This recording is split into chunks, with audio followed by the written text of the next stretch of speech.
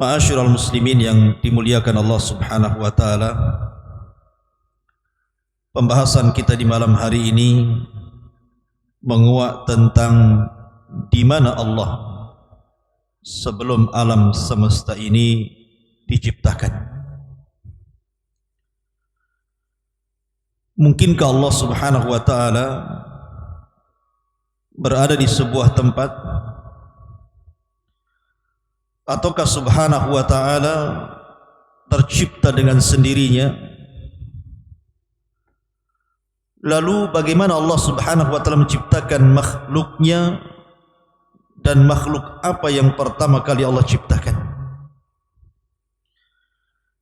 Ma'asyiral muslimin yang dimuliakan Allah Subhanahu wa ta'ala, di dalam surah Al-Insan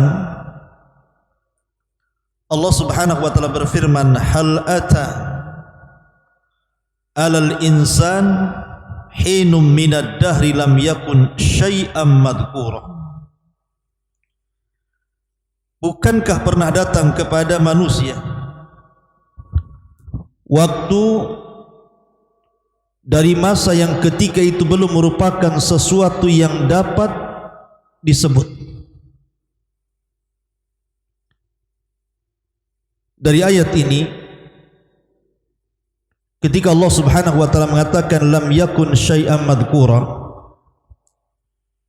sesuatu yang belum dapat disebut namanya, ini arasy, ini kursi, ini langit, ini Adam, ini Hawa, ini gunung, ini sungai, ini hutan, dan begitu seterusnya.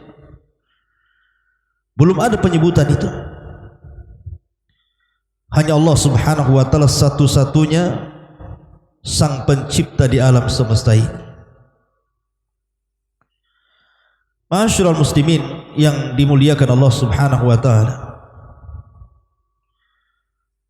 dari Waqi ibnu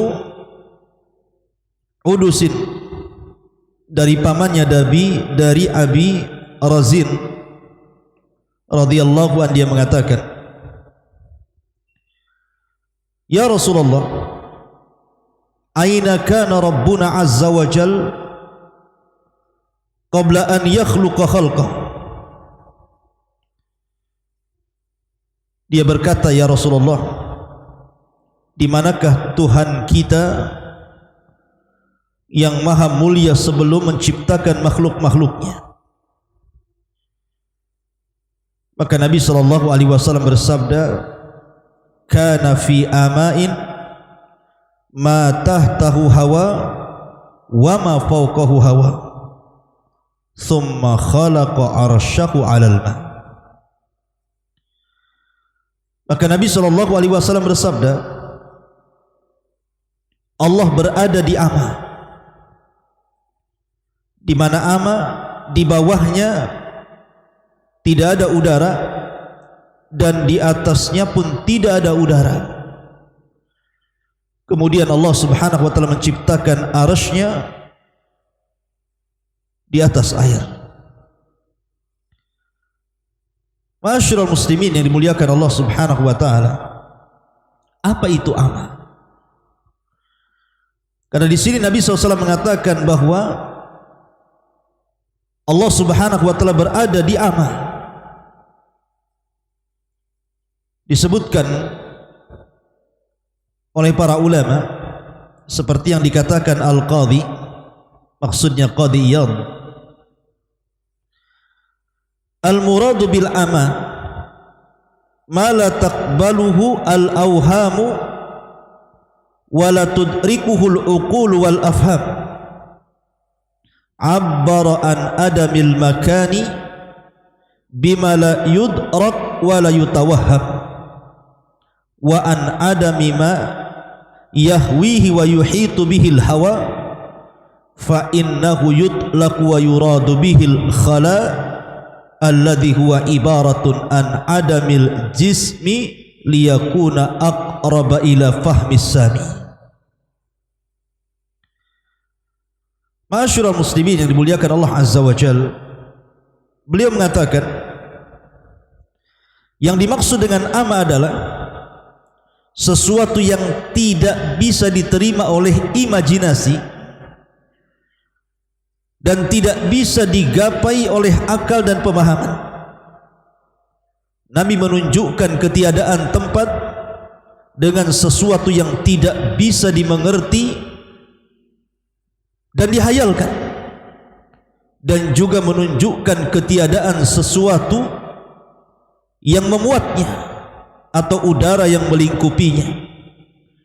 Tentu istilah ini secara mutlak dimaksudkan pada sesuatu kekosongan murni atau disebut dengan khala, yang merupakan istilah bagi ketiadaan materi agar lebih mudah dimengerti oleh para pendengar. Intinya bahwa sebelum Allah Subhanahu wa taala menciptakan makhluk-makhluknya, sebelum ada saya, sebelum ada Anda, sebelum ada Adam, sebelum ada Hawa, sebelum ada langit dan bumi, bahkan sebelum ada langit, kursi, bahkan sebelum ada arasy, maka Allah Subhanahu wa taala berada di ama. Dan ama itu diambil dari umyun, artinya buta. Orang buta itu, kalau Anda memejamkan mata, kira-kira apa yang Anda lihat? Kegelapan, bukan? Artinya di sini bahwa kita tidak bisa membayangkan di mana Allah. Yang jelas Allah satu-satunya dan tidak ada makhluk sebelumnya. Dan Allah Subhanahu wa taala adalah awal wa laysa qablahu syai'. Allah adalah yang pertama dan Allah tidak didahului dengan ketidakadaan. Makanya dalam Sahih Bukhari Nabi SAW bersabda, kana Allahu wa lam yakun syai'un ghairuhu. Allah telah ada dan saat itu tidak ada apapun selain Allah Subhanahu wa ta'ala. Ma'asyiral muslimin yang dimuliakan Allah Subhanahu wa ta'ala, dalam sebuah hadis dari Imran ibn Husain radhiyallahu anhuma, dia menceritakan suatu ketika aku berada di sisi Nabi sallallahu alaihi wasallam, tiba-tiba datang sebuah kaum dari Bani Tamim, dari Yaman. Faqala, maka Nabi sallallahu alaihi wasallam mengatakan, aqbilul busyra ya Bani Tamim. Qalu basyartana fa'tina. Fadakhala an-nasu min ahli al-Yaman. Afwan, maksudnya Bani Tamim ini datang kepada Nabi sallallahu alaihi wasallam. Kemudian Rasul mengatakan, bergembiralah wahai Bani Tamim atas hidayah yang telah Allah anugerahkan kepada kalian, hidayah Islam ini. Maka Bani Tamim mengatakan, engkau sudah menghabar gembirakan kepada kami, maka berikan hadiah kepada kami. Maka Nabi SAW diam sampai masuk orang-orang Yaman. Maka Nabi SAW mengatakan kepada orang-orang Yaman, aqbilul busyra ya ahlal Yaman, idh lam yakbaluha Banu Tamim. Terimalah wahai penduduk Yaman kabar gembira yang tidak diterima oleh Bani Tamim. Maka mereka mengatakan, qabilna, kami menerima kabar gembira itu dari engkau wahai Rasul. Ji'naka linatafaqqaha fid din wa linas'alaka an awwali hadzal amri makan. Maka ahli Yaman mengatakan, kami datang kepadamu untuk belajar agama wahai Rasul, dan kami hendak bertanya kepadamu tentang masalah yang pertama kali terhadap urusan yang saya ingin atau kami katakan kepada anda di mana Allah sebelum Allah menciptakan segala sesuatu. Lihat bagaimana keistimewaan Bani ataupun ahli Yaman dibandingkan Bani Tamim. Bani Tamim minta hadiah, minta harta, minta dunia, tapi ahli Yaman tidak minta itu. Dia hanya minta ilmu kepada Nabi SAW, dan yang pertama bertanya soal di mana Allah sebelum Allah menciptakan segala sesuatu. Ini pertanyaan yang berbobot, ikhwan. Maka Nabi SAW mengatakan, kana Allahu wa lam yakun syai'un qabla. Adalah Allah Subhanahu wa ta'ala, dialah satu-satunya, dan sebelumnya belum ada sesuatu. Wa kana arsyuhu 'alal ma', dan arsynya Allah berada di atas air.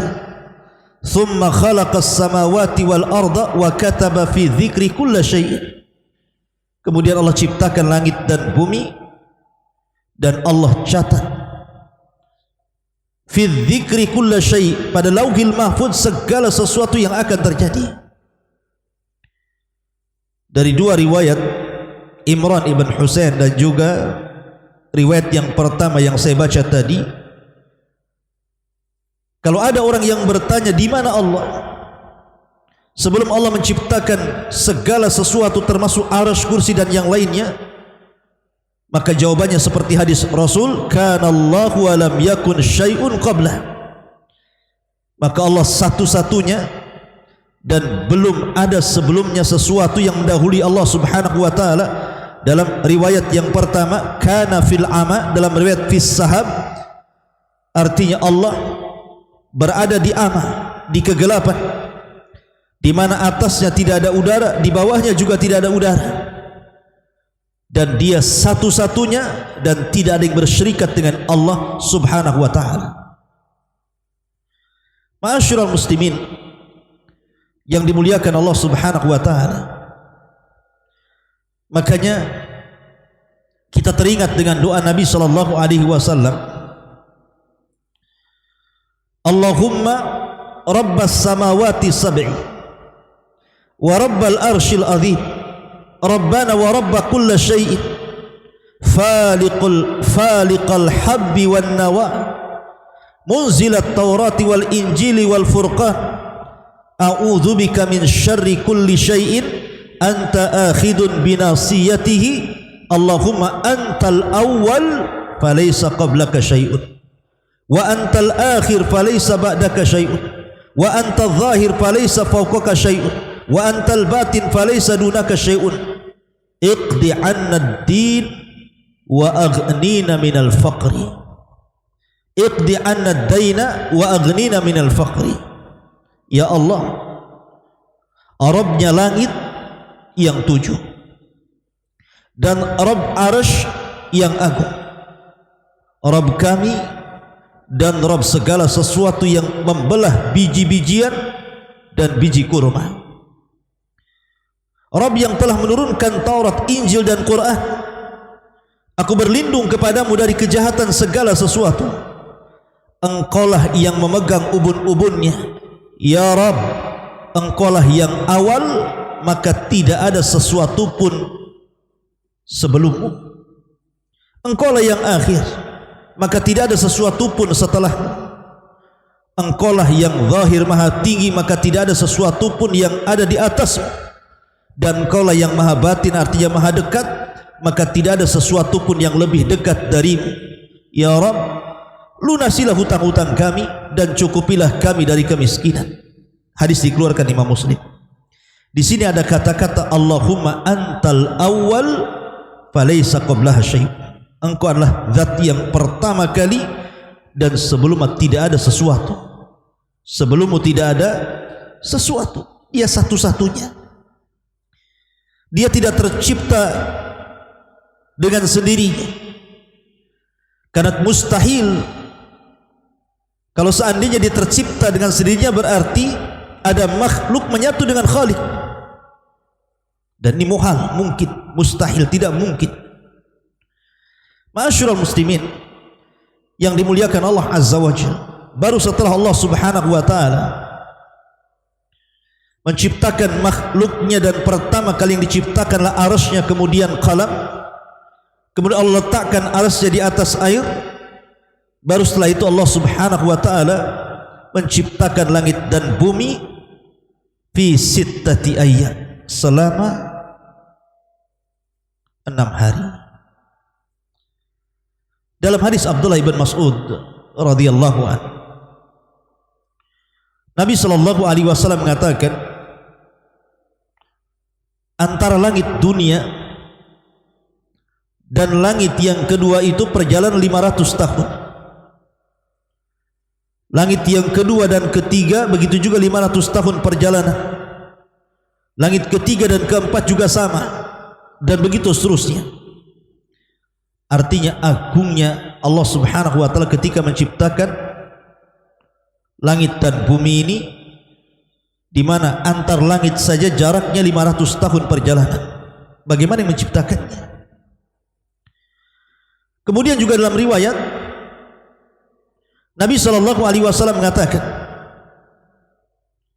kepada Abu Hurairah radhiyallahu anhu, ya Abu Hurairah, inna Allaha khalaqas samawati wal ardi wa ma bainahuma fi sittati ayyam. Wahai Abu Hurairah, sesungguhnya Allah telah menciptakan langit dan bumi dan di antara keduanya pada 6 hari. Tsumma stawa 'alal arsy yaumas sabi. Kemudian setelah itu Allah berada di atas ketinggian arasnya pada hari ketujuhnya. Wa khalaqat turbata yaumas sabti. Allah ciptakan tanah di hari Sabtu. Wal jibala yaumal ahad. Dan Allah ciptakan gunung-gunung di hari Ahad. Wasyajara yaumal itsnin. Allah ciptakan pohon atau pepohonan di hari Senin. Wasyarra, dalam riwayat wal makruh yaumas tsulatsa. Dan Allah ciptakan keburukan di hari Selasa. Wan nuru yaumal arbi'a. Dan Allah ciptakan nur, cahaya, pada hari Rabu. Wad dawaba yaumal khamis. Dan Allah ciptakan segala binatang yang melata di hari Kamis. Wa Adam yaumal jum'ati fi akhiri sa'atin minan nahari ba'dal asri. Dan Allah ciptakan Adam di hari Jumat di akhir siang setelah asar sampai maghrib. Ma'asyiral muslimin yang dimuliakan Allah subhanahu wa ta'ala, intinya bahwa bertanya soal di mana Allah itu pertanyaan yang dibolehkan. Karena juga ada riwayat ketika ada seorang sahabat hendak memerdekakan seorang jariyah, budak wanita. Kemudian sahabat ini mengatakan, ya Rasulullah, apakah saya patut untuk memerdekakan budak wanita ini? Karena Nabi SAW, baik, saya akan uji budak wanita ini. Kemudian Nabi SAW mendekati budak wanita itu dan mengatakan, Aina Allah? Di mana Allah? Maka budak wanita itu mengatakan, Allahu fis sama. Allah berada di atas ketinggian. Sama itu artinya secara bahasa, ma fawqa ra'si fahuwas sama. Sesuatu yang di atas kepala itu disebut sama. Artinya Allah berada di atas ketinggian sana. Maka Rasul mengatakan, a'tikha fa innaha mu'minatun. Merdekakan dia karena dia seorang wanita mukminah. Artinya Nabi SAW bertanya, Aina Allah? Di mana Allah? Kemudian juga tadi orang Yaman bertanya kepada Rasul tentang di mana Allah sebelum menciptakan langit dan bumi. Artinya pertanyaan di mana Allah tidak mengapa dalam syariat. Dan kalau ditanya di mana Allah sebelum menciptakan langit dan bumi, kita katakan Allah fil ama. Allah itu di ama, di atas kegelapan yang tidak ada udara di atasnya, tidak ada udara di bawahnya. Sebagaimana tadi sudah dijelaskan menurut pendapat Al-Qadi rahimahullahu ta'ala, yang dimaksud ama adalah sesuatu yang tidak bisa diterima oleh imajinasi apapun dan tidak bisa digapai oleh akal dan pemahaman. Tidak bisa kita gambarkan. Kemudian makhluk yang pertama Allah ciptakan arasy, kemudian qalam, kemudian kursi, kemudian yang lainnya termasuk setelahnya langit dan bumi, dan di antara keduanya. Ma'asyiral muslimin yang dimuliakan Allah Subhanahu wa taala, wallahu alam, ini yang bisa sampaikan tentang pertanyaan di mana Allah sebelum Allah Subhanahu wa taala menciptakan langit dan bumi dan alam semesta. Tadi sudah dijawab berdasarkan hadis Nabi sallallahu alaihi wasallam. Subhanakallah bihamdika asyhadu an la ilaha illa anta astaghfiruka wa atubu ilaik. Allahu taala alam. Assalamualaikum warahmatullahi wabarakatuh.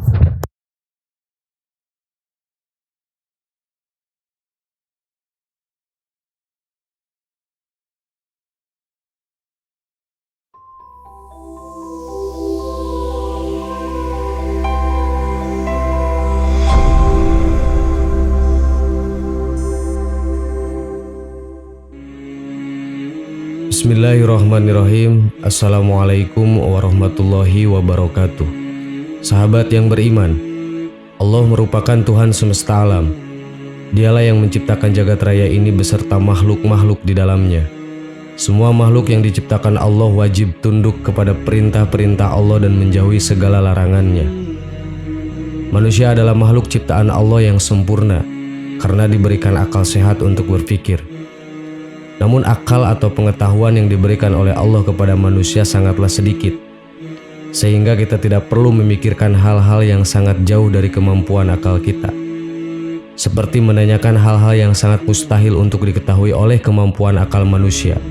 Misalnya menanyakan siapa yang menciptakan Allah, bagaimana rupa atau wujud Allah, dan lain sebagainya, karena hal itu sangatlah mustahil untuk dicapai oleh akal manusia. Seperti kisah berikut ini yang mengkisahkan seorang ateis atau orang yang tidak percaya akan eksistensi Tuhan. Pada suatu hari ada seorang ateis yang memasuki sebuah masjid. Kemudian dia mengajukan 3 buah pertanyaan, tapi dengan syarat harus dijawab menggunakan akal. Artinya pertanyaan yang dia ajukan tidak boleh dijawab dengan dalil. Karena orang ateis memang selalu mengukur segala sesuatunya itu menggunakan akal atau bukti-bukti ilmiah, dan mereka beranggapan bahwa dalil-dalil hanya dipercaya oleh pengikutnya saja, sedangkan dia orang yang tidak percaya dengan Tuhan. Oleh karena itu ia memberikan syarat agar pertanyaannya tidak boleh dijawab menggunakan dalil. Kemudian ia menantang orang-orang yang ada di masjid itu untuk menjawab pertanyaan-pertanyaannya, yaitu 1. Siapa yang menciptakan Allah? Bukankah semua yang ada di dunia akan ada karena penciptanya? Bagaimana mungkin Allah ada jika tidak ada penciptanya? 2. Bagaimana cara manusia bisa makan dan minum tanpa buang air di surga? Bukankah itu janji Allah di surga? 3. Kalau iblis itu terbuat dari api, lalu bagaimana bisa Allah menyiksanya di dalam neraka? Bukankah neraka juga dari api? Mendengar pertanyaan dari sang ateis tersebut, tak ada seorang jamaah pun mampu menjawab pertanyaan tersebut kecuali salah seorang pemuda. Ia kemudian menjawab 3 pertanyaan ateis itu satu persatu, dan beginilah jawabannya. Jawaban untuk pertanyaan pertama. Pemuda itu menjawab, apakah engkau tahu dari angka berapa angka 1 itu berasal? Sebagaimana angka 2 adalah hasil dari 1 tambah 1, atau 4 yang berasal dari 2 tambah 2. Ateis tersebut hanya bisa terdiam tanpa memberikan jawaban. Lalu pemuda itu melanjutkan, jika kamu tahu bahwa 1 itu adalah bilangan tunggal, dia bisa mencipta angka lain, tapi dia tidak tercipta dari angka apapun. Lalu apa yang membuatmu sulit untuk memahami bahwa Allah itu Maha Tunggal yang Maha Pencipta tapi tidak bisa diciptakan? Jawaban untuk pertanyaan kedua. Pemuda tersebut berkata, saya ingin bertanya kepadamu, apakah kita ketika di dalam perut ibu kita semua makan? Apakah kita juga minum? Kalau memang kita makan dan minum, lalu bagaimana kita buang air ketika dalam perut ibu kita dulu? Jika engkau dulu percaya bahwa kita dulu makan dan minum di perut ibu kita dan kita tidak buang air di dalamnya, lalu apa yang membuatmu sulit untuk percaya bahwa di surga kelak kita akan makan dan minum juga tanpa buang air? Jawaban untuk pertanyaan ketiga. Ketika menjawab pertanyaan ketiga, pemuda tersebut tiba-tiba menampar ateis tersebut dengan sangat keras. Ateis tersebut pun merasa kesakitan dan marah-marah kepada pemuda tersebut. Lalu pemuda tersebut berkata, tanganku ini terlapisi kulit, tanganku ini dari tanah, dan pipimu juga terbuat dari kulit dari tanah juga. Lalu jika keduanya dari kulit dan tanah, bagaimana bisa engkau merasa kesakitan ketika saya menamparmu? Bukankah keduanya juga tercipta dari bahan yang sama? Sebagaimana iblis atau setan dan api neraka, ateis tersebut hanya bisa terdiam dan tertunduk tanpa bisa membantah apapun. Sahabat yang beriman, kisah tadi mengajarkan kepada kita semua bahwasannya tidak semua pertanyaan yang terkesan mencela dan merendahkan Islam harus dihadapi dengan kekerasan. Justru kita harus menghadapi hal-hal seperti itu dengan ilmu. Seperti pemuda tadi yang dengan cerdas mampu menjawab pertanyaan-pertanyaan yang mungkin bagi kita pertanyaan tersebut sangatlah sulit untuk dijawab. Wallahu a'lam. Wassalamualaikum warahmatullahi wabarakatuh.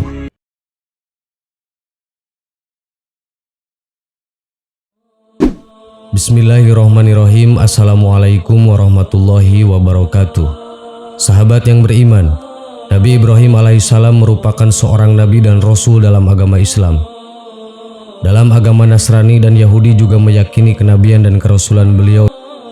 Nabi Ibrahim telah mendapat gelar Khalilullah yang bermaksud sahabat Allah yang diberikan langsung oleh Allah Subhanahu wa Ta'ala. Selain itu, Nabi Ibrahim alaihissalam juga terkenal sebagai nabi yang membangun Ka'bah bersama anaknya Nabi Ismail alaihissalam. Baginda juga tergolong dari salah seorang dari 5 Nabi Ulul Ajmi atau gelaran kepada Nabi yang mempunyai ketabahan dan kesabaran luar biasa di dalam berdakwah. Nabi Ibrahim diutus untuk kaum Khaldan yang terletak di kota Ur, negeri yang kini disebut Irak. Dalam salah satu hadis disebutkan bahwa Nabi Ibrahim pernah berbohong sebanyak 3 kali.